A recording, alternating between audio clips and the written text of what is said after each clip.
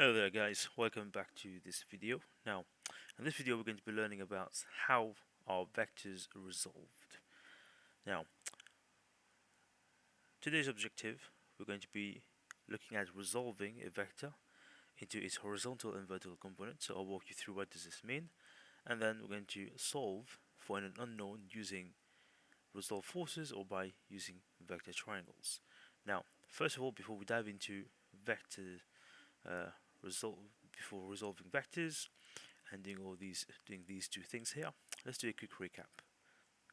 Now make sure that you do have the title ready, so and the date as well, so whatever the date is going to be, so make sure that you do have the date as well.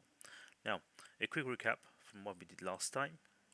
Now, if you remember, we have an object and we have a force acting on an object, let's say in this case to the right, so we got 10 Newton in this case. Now at the same time, what are we doing? At the same time we have a different force, let me use the green one, or a different force, and this guy in this term we are pushing it upwards, and in this case let's say this is 5 Newton. Now what's going to happen to the object? Now the object is going to start drifting in this direction. Okay, now this direction, so this is the resultant. Now in this case, since we're dealing with Newton forces, so this will be the resultant force. So the object, if I have to redraw this, the object will look like this. So the object will end up, so here's the object, and the object will end up moving in this direction here. Okay, now in our real life, what we see is this one here. So for example, if you're walking, then you see that you're walking forward. You don't see the individual forces, isn't it? So you see a car on the street, you can see it's going somewhere, so you see the single arrow. Now we need to resolve this. Well, we need to solve for this. So if you remember, what we're going to do is we are going to turn this into a triangle. Okay, now remember there were two methods. The first method was the scale method. This is where you had to draw everything to scale, so draw the scale method. Okay, now let's take a look if you remember the scale method. So in this case, scale method, we're going to pick a scale. We're going to say, for example, 1 centimeter is equal to 1 Newton. Alright, so it's up to you. So we've got 10 Newtons, so therefore we're going to have our object here. And then this will be how much? 10 centimeter. So you have to measure it 10 centimeter. And then this one will be what? 5 centimeter. Okay, now what we're going to do is we're going to take our ruler. If you remember when we did the scale method, we're going to move the ruler like this. We're going to align it with the 10 centimeter, and then we're going to slide it. Now when you slide it up, you want to make sure that your ruler is horizontal, so it is aligned with this 10 centimeter arrow. So align it, and then you slide it all the way until you reach the tip of this the arrow. Now I use a different color pen there, and then you're going to draw a dotted line. Now why dotted line? Is so that we are not confused with the forces. Here we go. So we've done the purple one, we slide all the way, and then we draw a dotted line. Now same thing, we're going to move our ruler. So now remember that all this is to scale, yeah? All this to scale. Use our ruler. There we go, and then we line it with the this one. Now this one should be. Let me just fix this one a little bit. So it should be aligned like this. Should be aligned like this. Here we go. Alright, so this should be here. And then my purple. Let me just draw the dot again bigger. Here we go. Right, so therefore I take my ruler here for where the blue line is, and then I slide it all the way until I reach the end of my purple line, and then I draw a dotted again. Okay, now the reason for that is because now I have this point where they meet, so therefore my resultant force is going to end up there. So therefore I take my ruler, I start from the middle of the object, and then I will move it. Here we go. So therefore my resultant force start from the middle and go all the way here, and this here is my resultant. Now remember, look, start from the middle where the object is, and this is my resultant,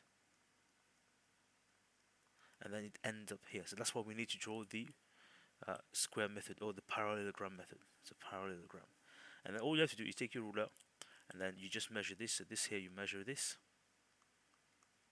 measure again with ruler. So what you get, you're gonna get something in centimeter, and then you need to convert this back to Newton using your scale. Right? Now the scale method is very, very simple to do. Just use a ruler, so there's nothing to calculate. And the other method is where you have to use the Pythagoras method. So this one, we're going to use it. Where is it? We're going to use the Pythagoras theorem method. Okay, now this one is different. How is it different? Because here our object. So this is our object. Now what we're going to do is we're going to draw the result. Now we know that our object will end up going where? Our object will end up going in this direction. So I need this arrow. So I'll call this resultant. Okay. Now what I want to do, I want to make sure that the resultant is pointing in the right direction. Okay. Now the purple arrow, we know that this one is 10 Newton. Now I need to do something with the green one. Look, this is the green one, yeah? So this is the green one. The green one's here. The green one's here. So this is not a triangle. So what I need to do is I'm going to take the green one, I'm going to move it here. So therefore, the green one now is at right angle triangle, and this is 5 Newton. And here I have my hypotenuse. Now the reason why we need to do that is because the resultant force, this red arrow, need to be in the right direction because the object is going in this direction. So we need to draw it here. Okay. Now let's use Pythagoras to work out the resultant. So bubble back. So resultant, I would just call it R. R for resultant is equal to, again, it's going to be 5 squared plus 10 squared, and then the whole thing is going to be square root. Okay. And the answer is going to be 11.2 Newton. Okay, so therefore this here now is 11.2 Newton. Now, so this is force, yeah? We need to work out the direction, and the direction will be this angle here. So this angle, I'll call it theta, this will be my direction. Okay? So now, how do I know that this will be the angle in this case? Because look, that's why it is important to draw with the resultant in the right direction. So this is the object is going in this direction, so therefore the angle is going to be this one here. Okay, that's why it's important to do that. Now the angle we're going to use again, so soc à toi. If you know how to do this, you are safe. So soc à toi. Now what do we have? We got the opposite, so cross the opposite out. We have what? Now you can use the resultant force. You can use the resultant to the resultant force. So the resultant force is the hypotenuse. So we've got sine. So sine of the angle is equal to opposite of hypotenuse. So opposite is 5. Hypotenuse is 11.2. So therefore sine, so sine inverse 5 over 5.2. So therefore the angle is going to be what? So just use this on calculator very quickly.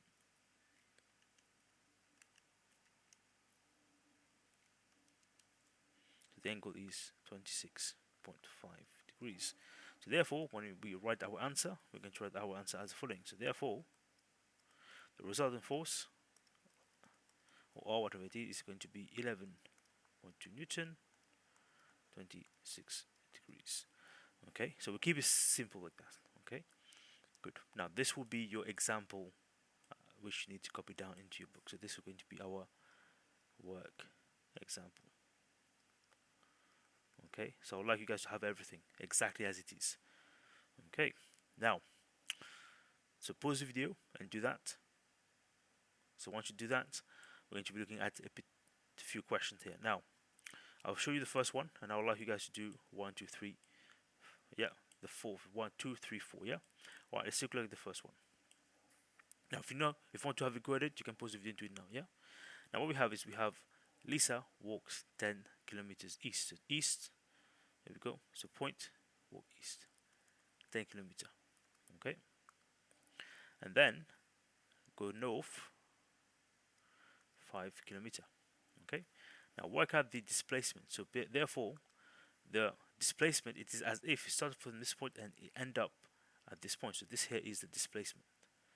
So this is the displacement. So looking for this one. Again, we'll have our right angle triangle there. You can see now this time it is going in the correct direction. So just hypotenuse. So therefore it's going to be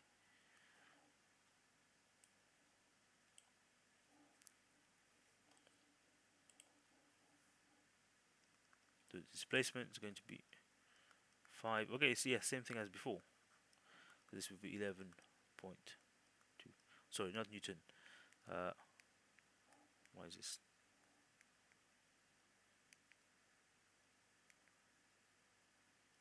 Oops.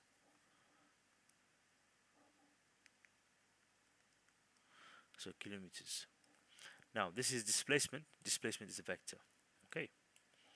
Now distance. Distance is how much ground's covered. So the girl has gone 10 meters, 10 kilometers plus 5 kilometers. So this is 15 kilometers.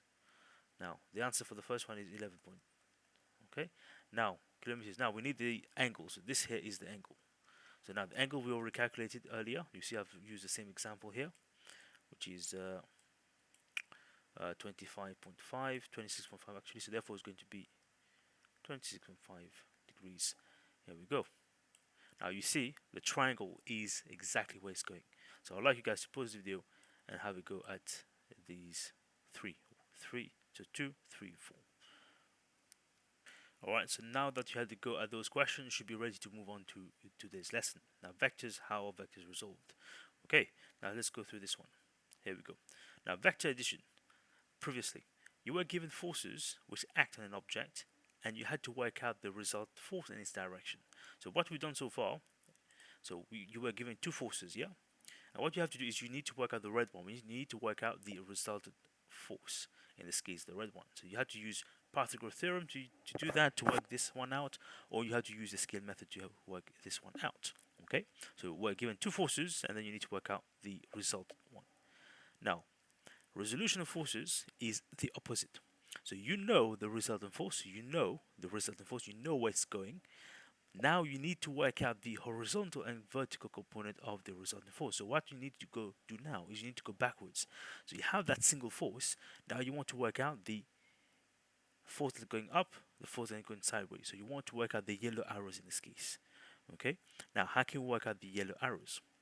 And here we go. Okay, so I'll walk you through one of the example in this case. Now, if you were stuck on that question earlier, 2, 3, 4, check the answers on Google Classroom, lesson 8.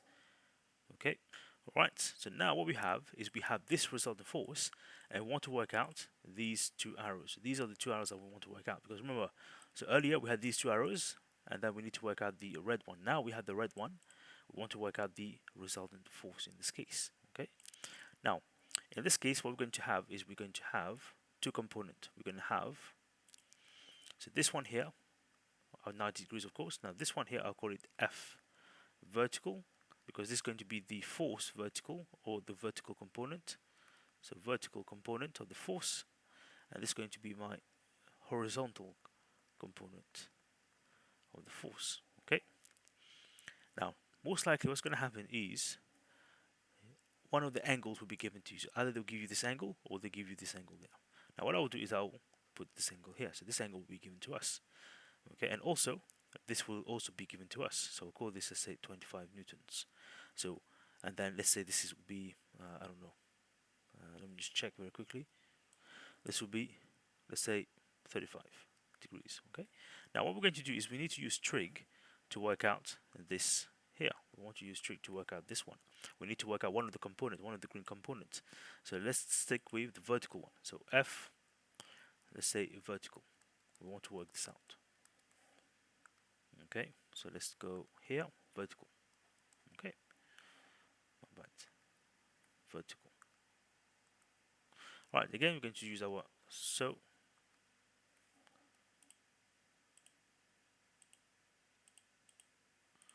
Okay, so we're going to use so. Catois for those of you struggling. Now we're looking for vertical component. So this is opposite of the angle. And then what we have is we have the hypotenuse, so it can be sine to sine. 35 equals opposite, which is F vertical, divided by the resultant force, I'll call it R in this case, and then we just need to work out F vertical, which is R multiplied by sine 35. Okay, and R we know, R is going to be 25 here, and sine 35. Okay, now this will give me an answer of 14.3 newtons. Now why newtons? Because the question, because I know this is in newtons here. Okay, right, now let's do the same for the horizontal one. Okay, now that we know one of them, we can use Pythagoras theorem to work out the other one, but I'm going to stick with my staccato. So now we're looking for this one here. So this is adjacent. Okay, and then I know R, which is the hypotenuse, will be cos 35 is equal to adjacent, which is F horizontal, over the resultant force,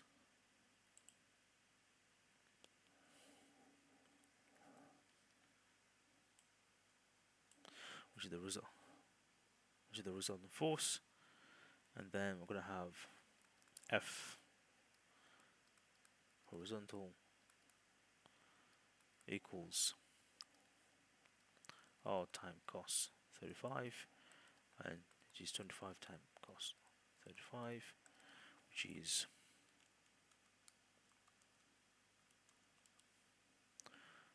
20.5 newtons.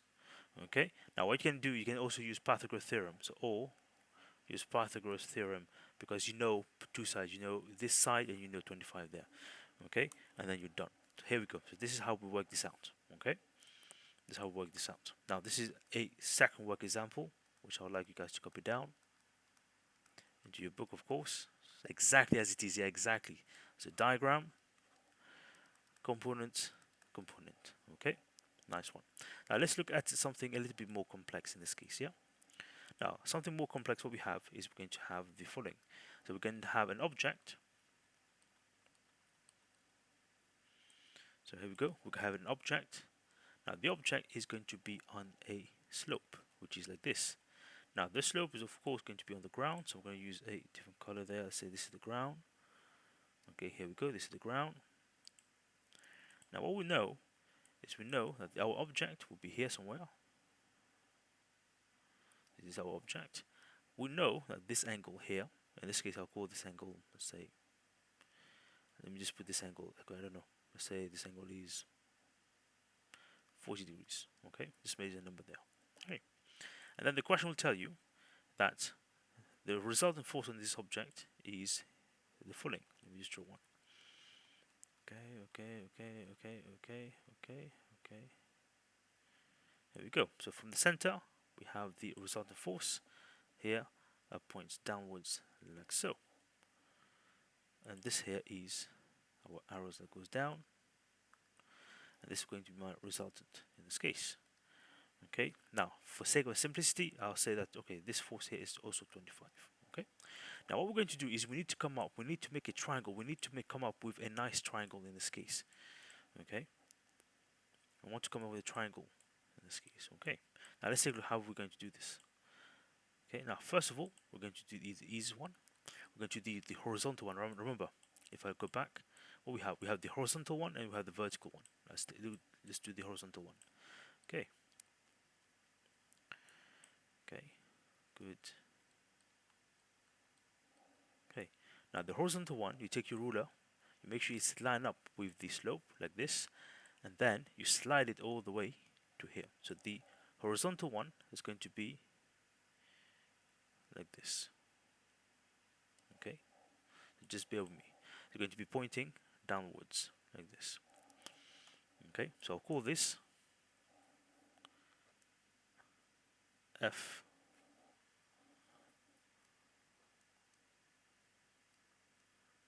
horizontal. Okay, now we want to make a right angle triangles, so therefore I'm going to use my ruler. Now I need to draw the right angle triangle, so it's going to be like this one here. Again, it has to be right angle. Let's take a look. My right angle triangles. Here we go. Yeah, somewhere here. Now I'm going to use my ruler. Go from the middle of the object. Go all the way down here. Now this purple line, it needs to be 90 degrees to the slope. Okay, so this 90 needs to be 90. Now I have a 90 degree here, and this here is my F vertical. Okay, now my F vertical. Right, now let me zoom out. So what I have now is the following. Okay, now what I'll do is I'll translate it to I'll translate it into here. So what I have now is I have a line that goes down like this. This is my vertical. So F vertical, vertical. Okay, and my green line, which is horizontal like this, is going to be F horizontal, and this is 90 degrees. And then I have the red arrow like this. Okay, now this here is the same as this one. Okay, it's the same as this one, right? So you make sure that, okay, so it is exactly the same as this one. Okay, so let me delete this part here. Here we go. So we have our triangles there. Okay, so exactly the same. Now we need to find the angle. So we have the angle, which is 40 degrees. Question: where would 40 degrees be on this triangle? Now if you zoom out, you'll notice that this here is also like a big triangle. Okay, so this angle here, which is 40 degrees, will correspond to this angle here in this case, which is 40 degrees. And that is always the same, because if you remember, if you've done maths, if you learned from maths, okay, because this big triangle here and the small one, they are similar. So if you were to tilt it, they are going to be similar. So this angle here and this one here are similar. So this one also will be 40 degrees. So therefore, what we can do is we can work out the missing component. Now let's work out the missing components. In this case, work out the vertical part, F vertical. Okay, again, we're going to use Socatoire.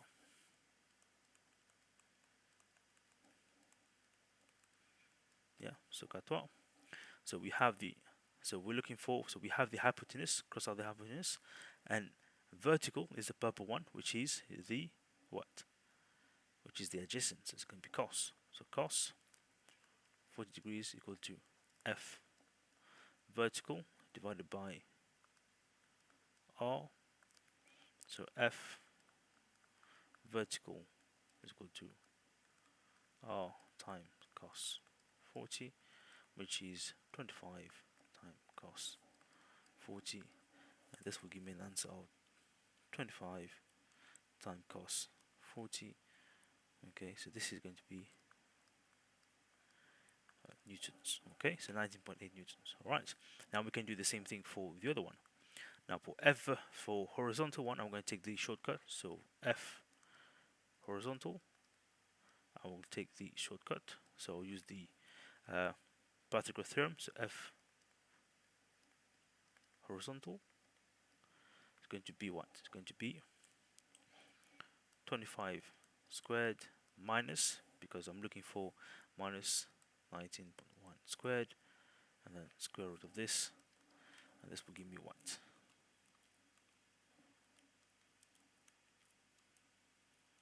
This will give me 16.1 Newton. Okay, here we go, and this is done. Okay, now again, so I would like you guys to make sure that you have this as your work example. Work example number 2. Exactly, so you draw the slope. Okay, you draw the slope, you draw your triangles, you draw these triangles, you do this one, and then you do this one. Okay, now take a moment, pause the video, make sure you've done this properly. I'll be walking around to check whether you got this indeed. Okay, so I'd like you guys to try this one. So try this on your book. So work out the F vertical and the F horizontal. Again, use your trig. Show all you're working out. Show all you're working out here. And show all you're working out. Yeah, show all you're working out. Okay. Alright, so make sure that you show all the working out there. No steps missing. Again, so this is our triangle. Right angle triangle there. Okay, now once you're done, I would like you guys to move to this one. Again, same thing. So you got 45 degrees. Find F vertical. Find F horizontal. Again, so this is the resultant there. Okay, so work out the missing components. Okay, so once you've done this one, how we got this one? So this is the last one we did. Okay, again, I need to see your triangle. So this one you need to make your triangle. So make triangle properly. Make triangle properly. So this angle, where it's going to be. Make sure that make sure that you have your right angle triangles there, yeah, properly. Now, for those of you who've done already, okay. So this is the question that you were doing earlier. So for those of you who've done, okay, for those who've done, I would like you guys to move on to the medium section. So this question is on the slide. You see the question there, okay, and we have a nice question there as well, okay. And then you can try the medium one, okay, and the higher one. Well, this is the higher one. Let's take a look at the same one as the high one. Yeah, it's the high one, okay. So medium one, high one, nice diagrams there. So this is the same one as before. This is the high one because you need to work out the mass. So try to do, where is it? Medium one first, and then this one, because you're just working out the force there and so on and so forth. Try this one and let me know. Now, if you did do the questions on the PowerPoint, you see there's a worksheet here, and the worksheet here is saying the following. Now the scale 1, 2, 3, 4. So 4 square is 4 Newton. Okay. Now using scale diagram, you must resolve each forces into the horizontal and vertical component. So what you're looking for is, if you use the first one for example, you want to work out again. So this force. So you're looking for F vertical, and you're looking for the F horizontal in this case. Okay. Now in this case, you're just using the scale method. So use a ruler, measure this. So measure this. Okay, and this one you can actually measure. So you can see that this is 1 square, 2 square, 3 square, 4 square. So this is going to be 4 Newton. Okay, this 1 square, 2 square, 3 square. This could be 3 Newtons in this case. And then let's have a look.